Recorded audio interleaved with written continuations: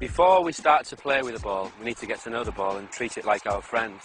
We need to develop the same kind of movements that a basketball player would with their hands with the ball, with our feet. So these exercises that we do now are called ball familiarity exercises, warming up exercises where we get used to moving the ball with the inside of a foot, with the outside of the foot, with our sole, and they're very, very important, and the whole basis of all the work that players would do in Brazil starts here with these exercises. So the first one, we take the ball from the inside of our left foot to the inside of our right foot. Very simple, so just tap and tap, okay, on the spot. And as we get a little bit more confident, we can do that a little bit more quickly and develop a rhythm. Then when we can do that, we can move off into space and move the ball forward and run with the ball just with that same movement. And this is a very important first practice. Okay, boys, if you could just do that. So nice and slow, nice and slow. Heads up.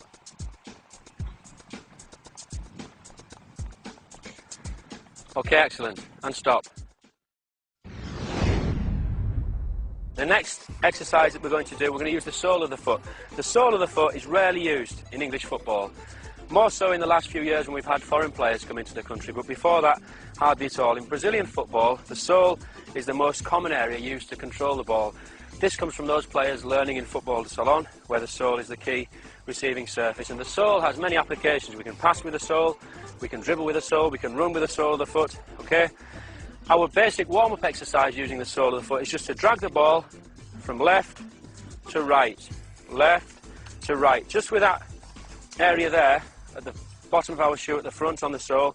So left to right, nice and slow. And as we do it at first, just keep the standing leg planted on the floor. Because we're not used to this, at first it's not easy. But then when we get used to it, we get a little bit quicker, okay, and we can develop something of a nice rhythm. And this helps us, as I said, in dribbling moves when we're trying to beat players. Many of the dribbling moves that Brazilian players use that we've seen in the World Cup, that we've seen from Ronaldo, from Rivaldo, moves that use the sole of the foot.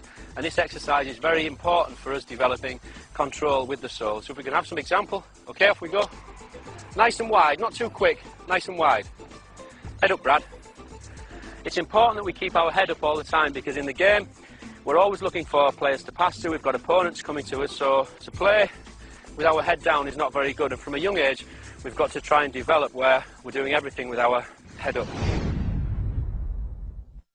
The next move that we'll do is called an elastic. It's a fundamental movement in Brazilian football, used in a dribble.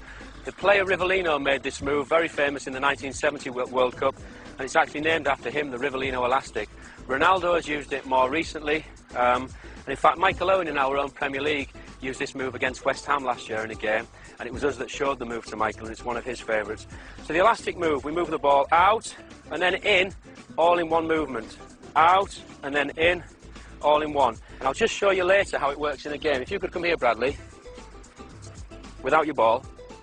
So I could be facing Bradley in a game, running at him. I'm running at Bradley fast. He's not sure if I'm going to go to his right or if I'm going to go to his left, but I could use the elastic to push out there and then pass. Come again, Bradley. Do a bit faster. Okay, so I'm running at Bradley and I go there, elastic, and I'm past him. So we could just do a few of those. Nearly, try again. Push it out. Try again. And back. And Mark, if I have your ball, what I sometimes like to do there is after I've done one, not just rush into the next, think maybe what I did wrong. So I'm on my toes, out and in, and I'll stop and I'll just jog behind the ball and think about the next one I'm going to do and get ready for it. The next little move that we're going to look at is a favourite one of mine. I've never seen this one yet in the Premier League. Maybe some of you in a few years' time will be able to do it and we'll see it. And it's called the Ronaldo move. It was made famous by Ronaldo, who had such a good World Cup in 2002. Ronaldo takes the ball with the sole of his foot again, across his body, here, and then steps over it with his left foot. It doesn't look like much, but in a game it can be totally devastating. He used this in the 2002 World Cup to set himself up into position to score a goal. So it's roll the ball across the body, then step over with the left. Nothing more than that. And I'll just show you how it works against the defender. So I'm running up to Bradley in a game, there I go, and past him. Now it's very, very hard for Bradley to defend against that particular dribble, because as I do the first movement, I then step over with my left and it shields the ball. So at that moment, Bradley would have to foul me in order to win the ball. Ready, Brad? So I've rolled across, then step and I'm shielding. So my leg here is protecting the ball. I can push it on and run, and I'm past. Okay, let's practice the Ronaldo.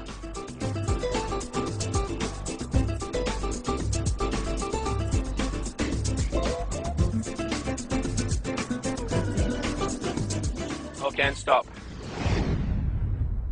The next movement that we're going to look at is the Ronaldinho. Ronaldinho did so well in the 2002 World Cup. He scored that fantastic free kick against David Seaman and made the run that took the ball through to the goal for Rivaldo to score the other goal against England. Ronaldinho's favourite move is to bring the ball on the sole of his foot across his body and then step around it with the same foot. It looks very simple, but again it's a devastating move, and yet still one I've never seen yet in the English Premier League. So it's all on one foot, roll and then around. Looks very easy, but it isn't. Roll and then around. It's like the Ronaldo move in that the step allows us to shield the ball as the defender comes in. So if I could have a defender, if you step here, Kieran, please. It's not really a fair match, me playing against you, but as you're the nearest. So I'm going to bring the ball in, okay? Right foot, come for the ball.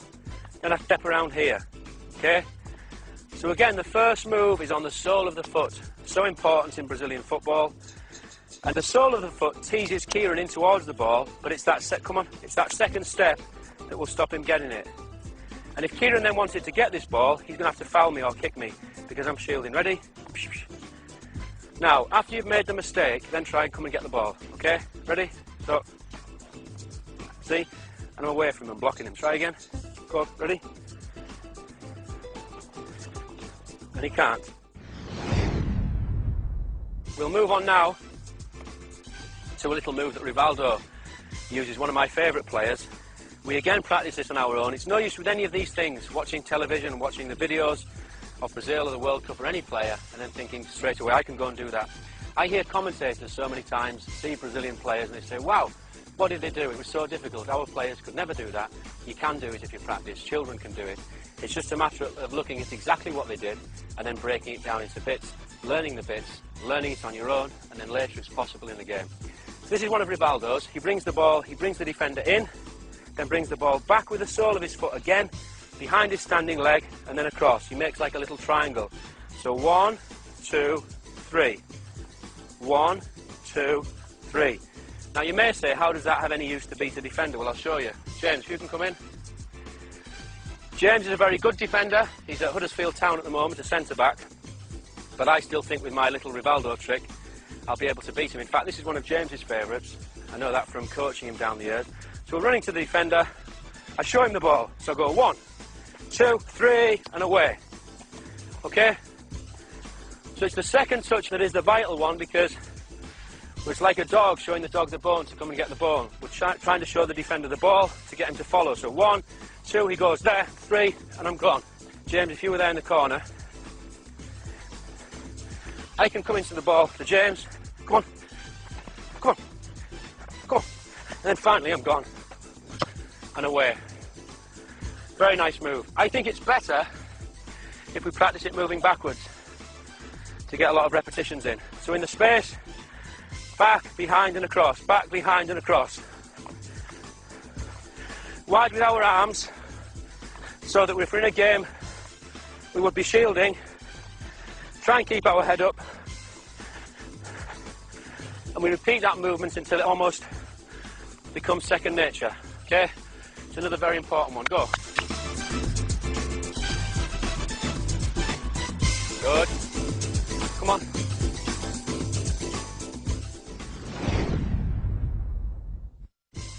This next move I named after a friend of mine, Emerson, who played at Middlesbrough. He was a fantastic, strong midfield player, great in the tackle, good at long shots, but he also had some fantastic skills. And his favourite was this little move that I'll show here. If you could come there, Adam, please. He would run into the player, look as though he was going to the player's left side, and